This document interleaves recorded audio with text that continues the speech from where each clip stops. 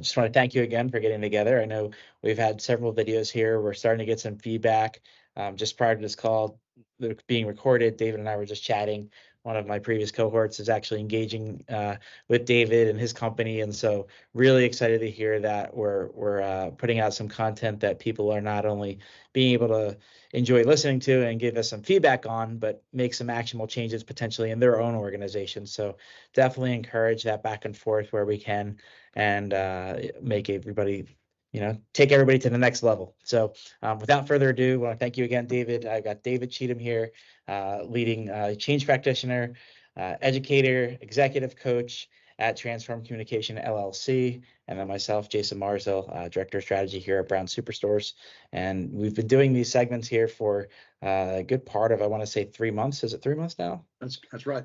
Yeah, and just trying to have a quick exchange, 15, 20 minutes or so, talking about a variety of topics here, but all really coming back to change management. So I think we've got a really interesting topic here.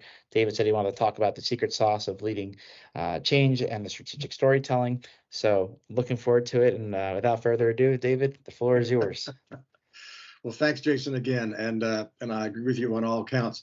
So we've talked previously about the intuitive fact that change is emotional. Change is primarily emotional. It'll be taken that way initially, and however, the incongruity here is that often the change team, the change sponsor, the change champions, the folks who are going to have to implement the change, or working on a business case that does not take into account the emotional power of change, for better or worse. In other words, and we know that from earlier sessions that change is something that we typically embrace if we are part of that and understand the value of it. That's why we have New Year's resolutions.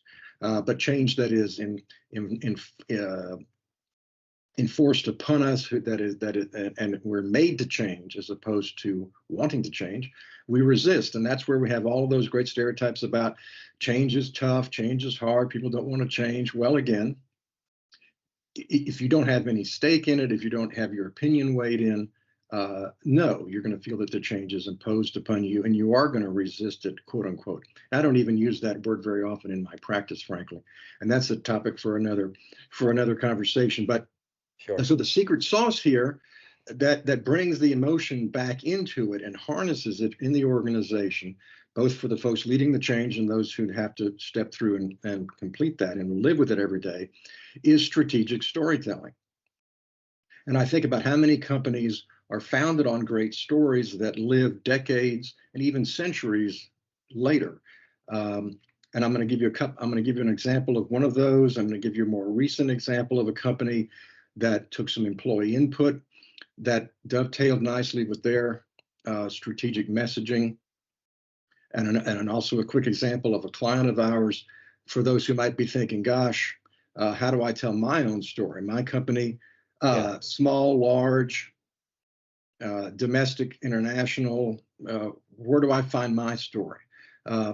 So I'll start off with LL Bean. LL Bean has its roots in LL Bean himself, who made his first 100 pairs of his famous Maine hiking boots by hand, and he sold his first batch in the Maine woods to basically his neighbors and folks who would become his customers.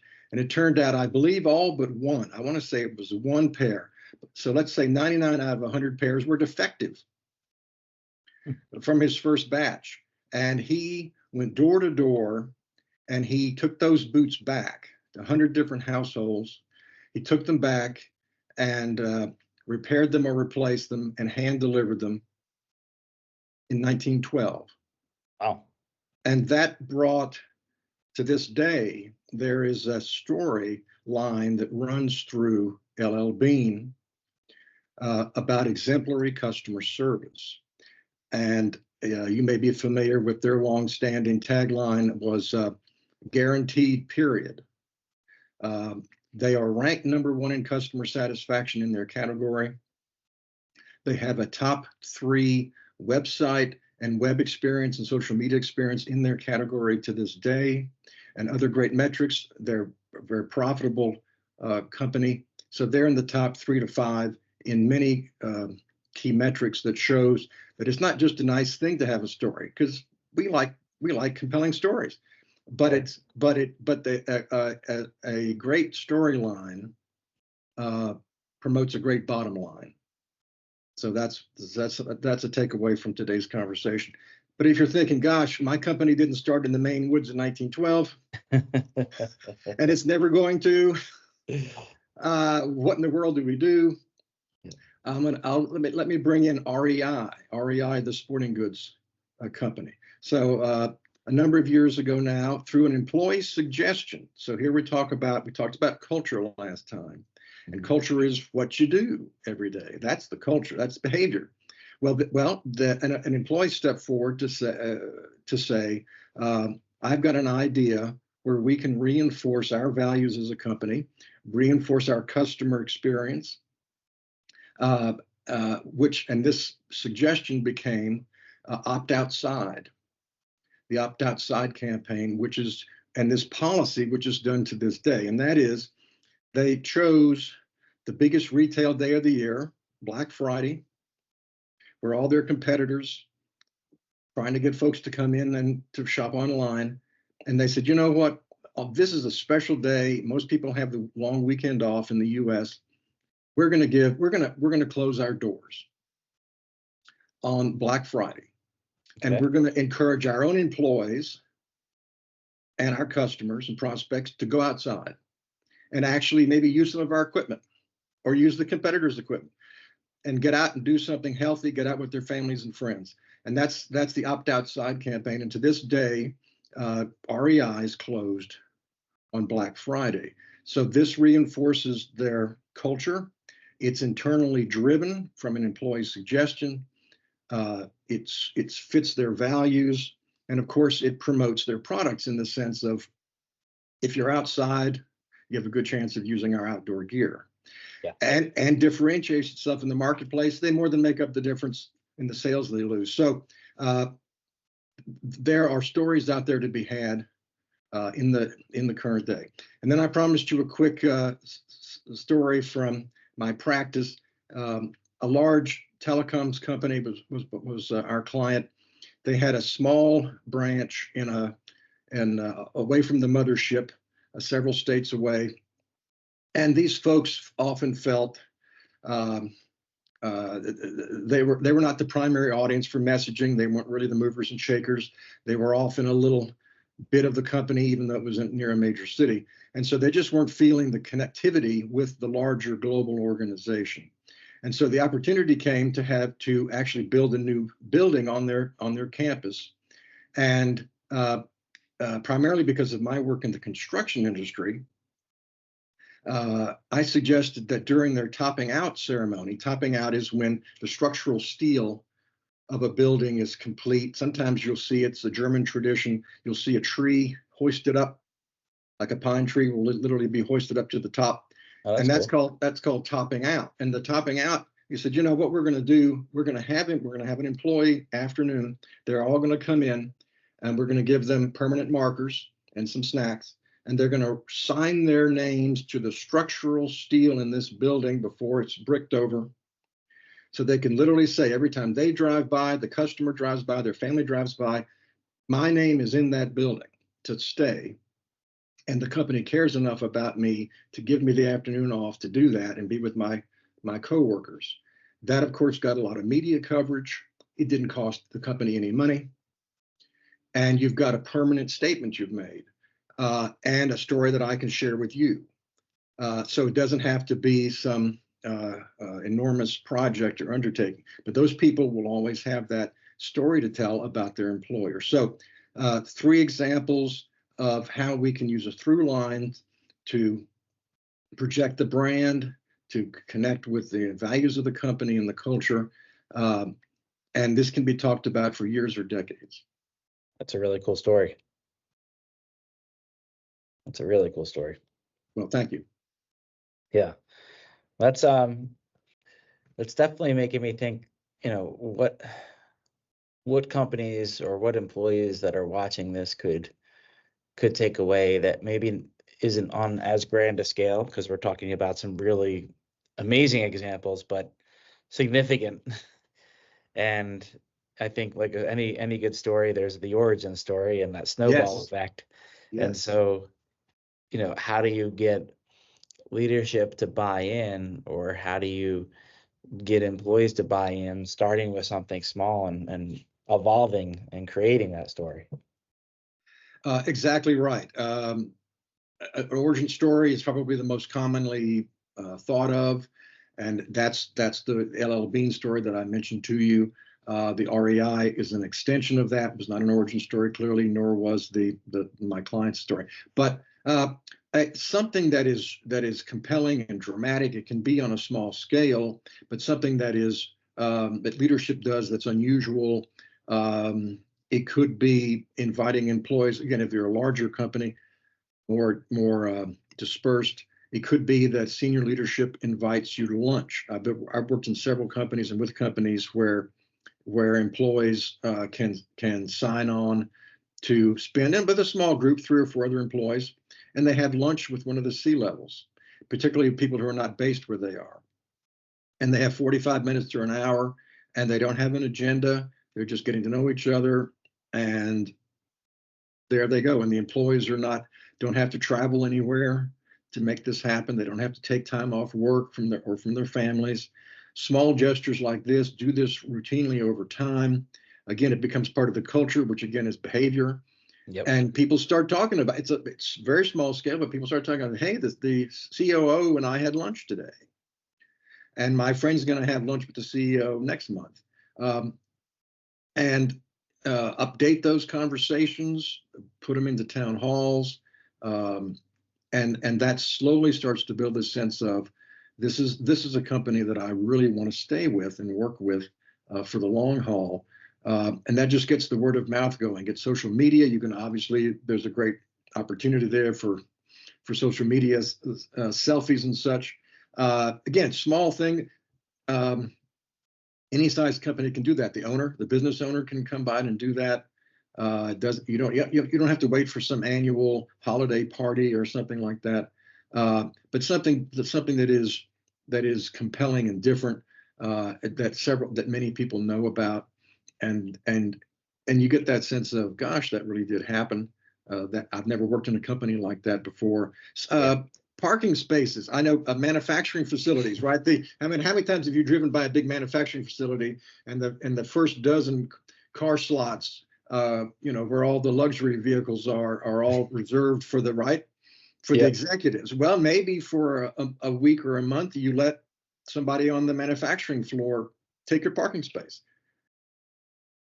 To an employee of the month type deal. Employee of the month kind of thing. Yeah, I mean, and you bet that person's going to turn around the next time they're back in the plant. People are going to drive by, literally. They're going to say, "Oh, I see your cars there where the CEOs used to be." And I mean, there you go. You're starting that story. You're starting people to say, "Hey, let me take another look at this organization." So there are many ways, and there are many books on the market. And I'm happy to put a link in when we post this video of that there are hundreds and literally thousands of ways to reward employees, and several good books, and I'll recommend one that costs little or nothing to the organization, that helps recognize employees. And again, we often think about rewarding, and we all want to be rewarded, Sure. but let's not forget the recognizing part. The Well, you recognize. piqued my ears with the book. What's the book? Well, there's a series from the same author. The latest, I believe, is called 1501 Ways to Increase Employee Satisfaction or to Reward Your Employees. It's been there are different versions over the years, Okay. as different options are on the table. But I recommend that to my students as well, particularly those who are on the HRM track, the Human Resource Management track. So I'll put that in a link Okay. with this video. Awesome. But yeah, any manager of people can find hundreds and literally thousands of ways to recognize employees, and start telling that story. And that becomes, again, if you repeat that, and then you have other managers step up, that becomes the culture. That is culture, Yep. and the Well, it kind you looks can Yeah, yeah. Bob Nelson, PhD. Bob Nelson, there you go. Bob Nelson, you see he's got a number. Exactly. Bob Nelson is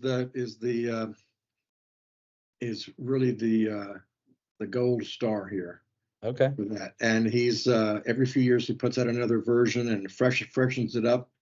Uh, so yeah, that's exactly right. Bob Nelson, PhD, is the expert in that area. I definitely love the theme around the employee engagement side. We talk about these incredible stories, and it's what interests me, and maybe this is something that goes into another segment, is how do you get the team to be equally enthusiastic about that story? Does it hit the emotional chord that makes them want to talk about it, or do they just look at it more as like marketing fluff, and it's like, yeah, yeah, yeah.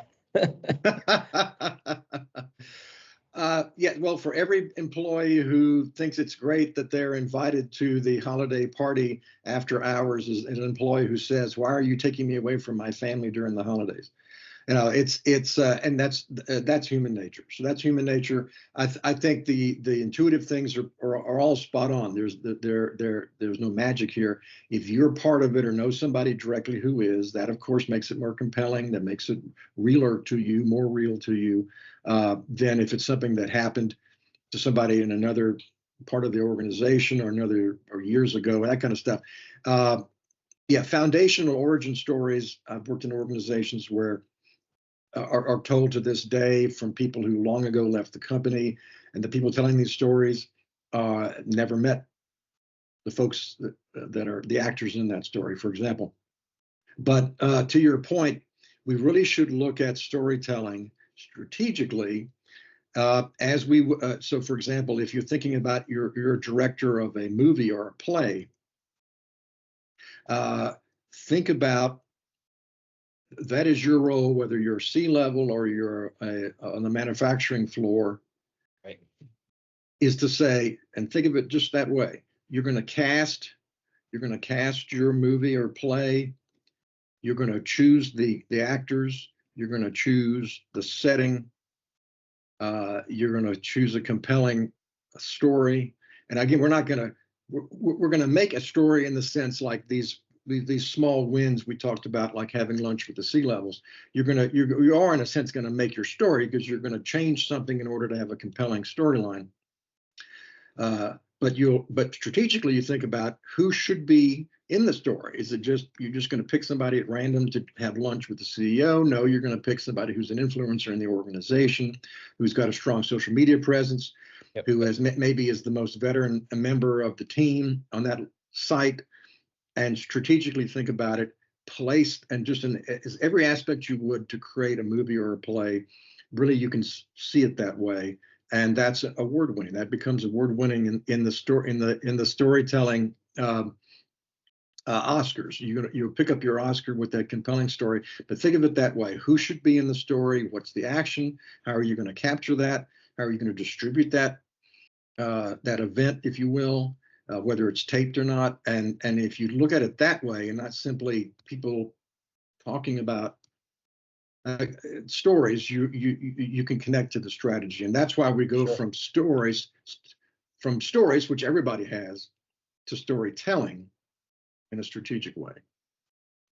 Yeah, and I'm thinking back on just what you said earlier in the talk. We've got LL Bean, which the story started in 1912, and then you fast forward to REI, where hey, maybe it wasn't what inspired the start of that company, but there's a really strong story that can be told that evolved, over time following the start of the business. And so I think that should hopefully give some people some hope to say, hey, maybe we don't have what we want, but we can create it and make that. Yes, and you could actually, of course, do that. You can not to be too repetitious, but yes, you could decide as a leadership team, and we talked last week about M&A, mergers and acquisitions Sure. Yeah. uh, work. That's a marvelous juncture point. That's a marvelous point where you can create stories. What will the combined leadership team do? What will be their first actions they take? And yes, they'll go on the investors call. They'll talk with government regulators. They'll issue a media release. Again, but that's going back to that business case without the emotion. That all should be done.